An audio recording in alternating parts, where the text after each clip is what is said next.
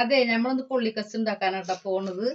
അതിക്ക് വേണ്ടത് ഈത്തപ്പഴം, പുളി, പിന്നെ ഉപ്പ്, മുളക് പൊടി, പിന്നെ വേണ്ടത് ചപ്പ്, മല്ലിച്ചപ്പ് ഇത്തിരി,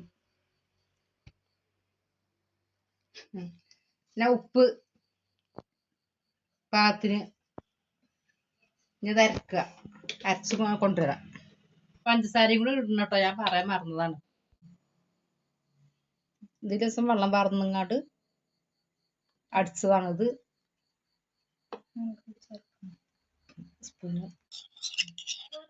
ഇതെല്ലാം ഇതിൽ മിക്സ് ആക്കിയിട്ട് ഇവിടെ കൂട്ടി ഇതിക്ക് ആവശ്യമായ സാധനങ്ങൾ ഉള്ളി ഇടുക,